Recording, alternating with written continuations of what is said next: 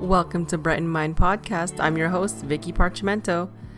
Here I'll be sharing you ways to brighten your mind and increase your inner joy and peace while living life beautifully within and emulating love to others and yourself. Brighten your mind to brighten your life and brighten your world. Welcome to a new episode of Brighten Mind Podcast. And today we're actually going to be talking about how to be calm in mentally challenging situations, especially when there are things that should not be too challenging or things that don't seem too physically challenging but are mentally challenging.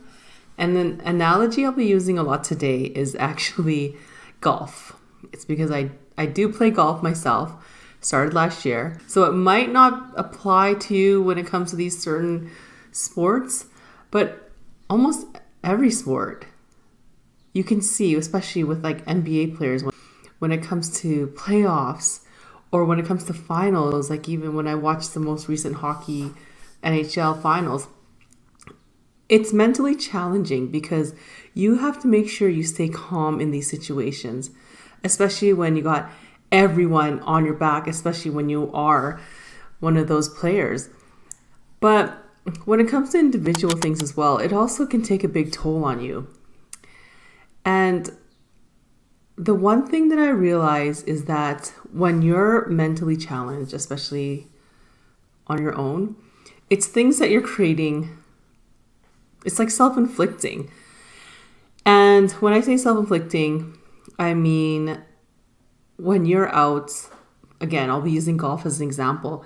When you're out in the field or on the golf course and you're about to play, are you nervous that you're going to hit the wrong way? Are you nervous that it just won't work out for you? Are you nervous that that club that you have in your hand won't work out? And it really got me thinking of the challenges and times that when I did have a mentally challenged situation when I was on the golf course versus when I was free and I was relaxed and I didn't let things really get to me. And the things that I learned is that there are a few things that you can do instantly, whether it be a sport, whether it even be a situation at work, whether it be like even assignment that you're doing or a project. If you feel mentally challenged and you can't do anything at that moment, do your best to, one, step away for a quick deep breath exercise. The exercise of deep breaths I call is called 4 square breathing, where you're breathing in 4 seconds, holding it for 4 seconds, breathing out for 4 seconds, holding it for 4 seconds, and then doing that 4 times. You can do it more, but I just found it easy. 4 square breathing. Breathing in, holding it, breathing out, holding it, breathing in, holding it. So that cycle, that pattern of deep breathing, it really, really helped me. I even use it on myself, especially when I'm in mentally challenged situations. And then sometimes you can't go into that situation because you're just so annoyed and so frustrated with yourself and others, but it's really when it starts with you, is to say the words cancel, cancel. I notice when I don't even want to think about deep breathing because I'm just so annoyed, I use the words cancel, cancel. I say it in my mind or out loud. And when I say cancel, cancel, I reflect on things and I ask myself, like, how did I get myself into this situation? Sometimes you have to self-reflect and be aware of how did you get into the situation? Was there a certain vibration you were bringing into the situation? Was it something prior to you doing this certain challenge? Was it a conflict with somebody you know? Was it a fight with a spouse, a partner? Even spending time with a negative person, were you picking up that negative influence? And was it affecting you and your game or whatever, or the project, whatever you're doing? So it's always good to like think about those things because When you figure out what's really challenging or mentally challenging to yourself, that's when you can reflect and be like, no, this is no longer going to affect me. Cancel. I realize that's what it was. It's like an indicator. Like when you have that indicator, then you know there's something wrong and you have to do something to fix it. Another thing is you can ask yourself, this is so challenging, but to help alleviate that negativity and that deep energy on being mentally frustrated and tired, is to think of what lesson can you learn from this to prevent this in the future. And if it keeps going on and on over and over again, what is causing this? What is causing this on autopilot? And what can you do for yourself to prevent that? And go back to the simple things of breathing and saying cancel, because that can help reduce that amount of times this occurs. Another thing is, and I learned about this earlier from a book I was reading, A Happy Pocket Full of Money. It's an interesting book because it doesn't really go into just like actual money making. It actually goes into the thought process of it. And he goes to say, the author says that failure is actually part of becoming successful.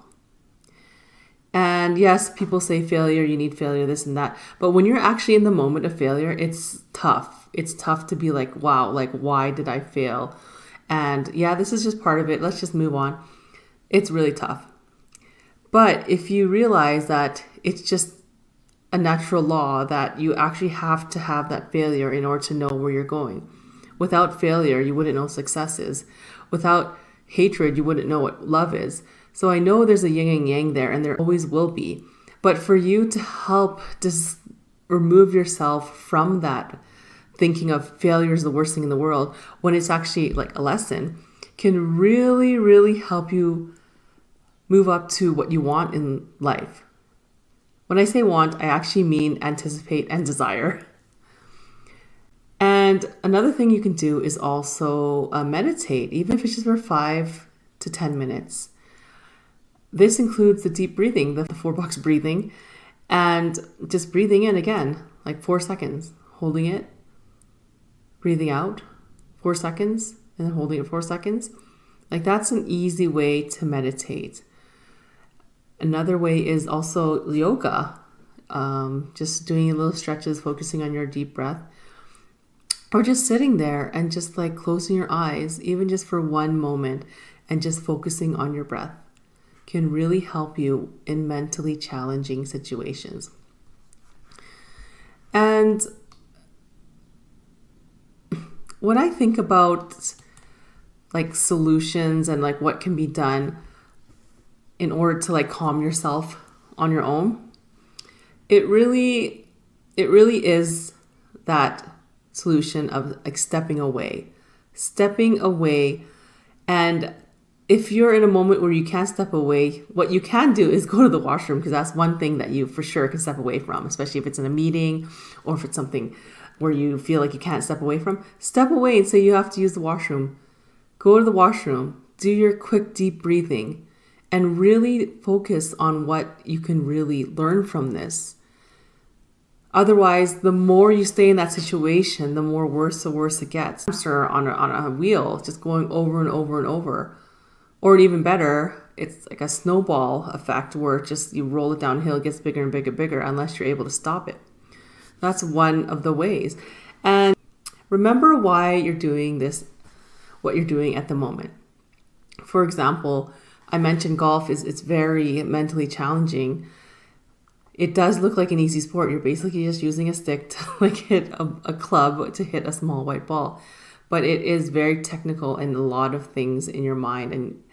But I noticed like when I focus on having like fun and relax and take life lightly, my game is way better than me taking it too seriously, acting like I'm a PGA Tour person / hardcore.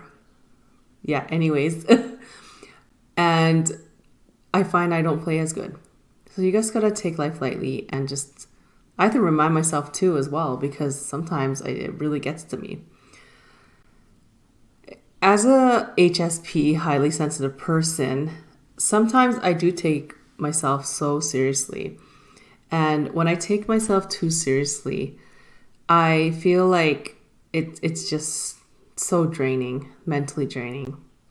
Another thing with the HSP is a highly sensitive person is that they don't know that they can sometimes pick up energies from other people who aren't feeling as good. And it increases their own stresses and own seriousness in their life. And that's when I have to say, cancel. I can start to feel like energy, some of the things aren't what I'm feeling. And it's being picked up by someone else. And another thing you can do is the thought field therapy tapping technique. And a quick way is to tap this area right here. It's called the reversal area. And you tap it 50 times.